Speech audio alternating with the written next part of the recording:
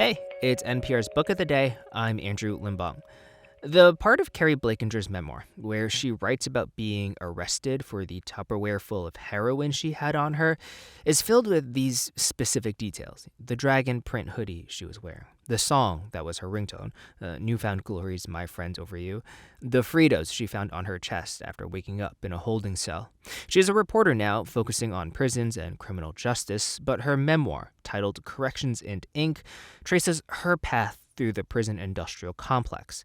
And in this interview with NPR's Ailsa Chang, which, by the way, mentions suicide and self-harm, Blakinger talks about how maddening being in prison is and how she hopes her reporting can make it maybe some bit less awful. If you pay attention to news stories about prison life, you may notice one byline pop up a lot: Keri Blakinger. If you're familiar with her work, it's hard to ignore the connection she seems to forge with the population she covers, her depth of understanding. And maybe that is because this longtime prison reporter comes to her beat from a special vantage point. She had been incarcerated herself for a couple years in New York for drug possession. How Blakinger's life carved a path from Olympic figure skating dreams to drug addiction and then to prison is told in wrenching detail in her new memoir, Corrections in Ink. Just to note, this conversation will touch on some really hard topics, including some of the challenges that Blakinger faced as a high-achieving teenager. I struggled with depression pretty young as well. And, there were some suicide attempts over the years. And I think that my sort of default setting at an early age was a very dark response to a variety of stressors. That darkness intensifies when her competitive skating career ends, and it gives way to a decade-long self-destructive freefall. She writes she decided to just give in to that decay, to be radioactive. I think what I meant when I thought that and when I felt that and when I wrote that was that on the one hand, I was, I had been very recently sort of trying to live life as such an overachiever.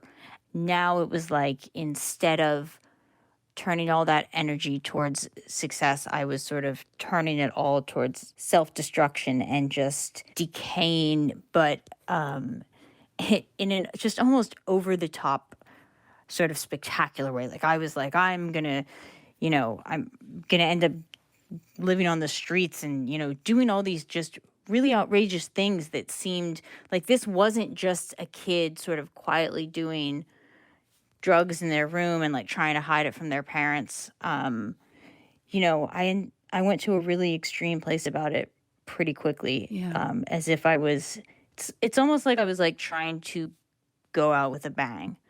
And instead I ended up sort of decaying for, years. Yeah. Well, I want to turn to your description of your couple years in prison. Your life suddenly veers, right? In 2010, when you get caught with a Tupperware full of drugs and you're arrested. You're how old at this point? Remind me. 26. 26. Okay. You're incarcerated for about 2 years. And, you bring up this point. We think of prison as a place where there would be the most rules. But you write, behind bars, there are no rules. Sure, there's a rule book and there are things you cannot do. But when it matters, no one is watching. Tell me about that. Yeah, what I meant by that is that if someone is going to do something against the rules, whether it's, prisoner or in most cases, I meant that in the context of staff, there's no oversight. Mhm. No one's going to stop a guard from being unnecessarily cruel, invasive, or abusive.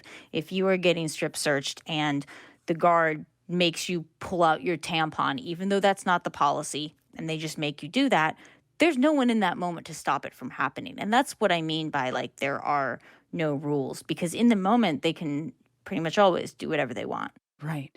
This especially becomes clear in solitary confinement. Another thing that you learned during your time in incarceration is that solitary confinement, it's not just about being alone. And you have this point where you're like, yeah, if you had told me earlier in my life that being in solitary is just some time alone, I probably wouldn't have minded. But you realize it's a totally different experience than anything you could have imagined. Can you describe what it felt like, what it looked like, maybe what it smelled like? So I walked in this room and it's, I don't know, the size of an elevator, the size of a bathroom, and the walls are neon white. There's a little bunk in the one corner or on the one side, and then there's a sink toilet combination metal thing on the other side. And there's no clock. There's, no possessions. There's nothing to do. And I think I had a Bible, and then eventually I got someone to give me a copy of Seabiscuit, and that was all I had, to read or to do the entire time. And there was a window slit near the top of the wall over the bunk, but if you stood on the bunk to look out that was against the rules, and you would get yelled at. And I just, as soon as the door shut behind me, I just sort of burst out into tears because I immediately realized how maddening and claustrophobic this was, especially with no clock. Like, you just had no sense of the passage of time. What got you through the short time that you were in solitary, you think? This is a really dark answer. I think it was only because I could not figure out a way to actually kill myself in that cell. I think if I had been able to figure that out, I don't think I would have made it through. Wow. You have covered prisons now for quite some time.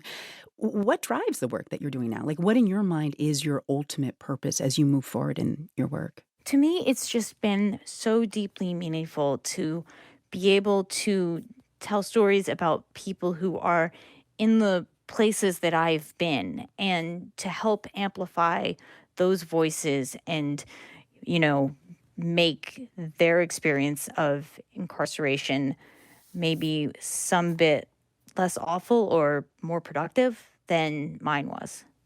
And how often do the people you report on, when they read your story, how often do they come back to you and they say something like, no one would have been able to write this story like this unless they too were in prison at one point in their life? Do you get that kind of feedback a lot? I get a lot of different feedback. I get a lot of jail mail, and one of my favorites that I think sort of encapsulates something was I sometimes get letters that'll be addressed to the reporter who did time, or the reporter who was in prison. And I think, those are not the sort of gushing thank yous and the hand-drawn cards that I get, because I get those too and I love them. But I think that the fact that they think of me that way really says something, because that's the thing about me that I think helps them know where I'm coming from when I tell these stories. Keri Blakinger's new memoir is called Corrections in Ink. Thank you so much for sharing this time and your life with all of us. Thank you so much for having me. And if you or someone you know is in crisis, please contact the National Suicide Prevention Lifeline at 1-800-273-8255 or the crisis text line by texting HOME to 741-741.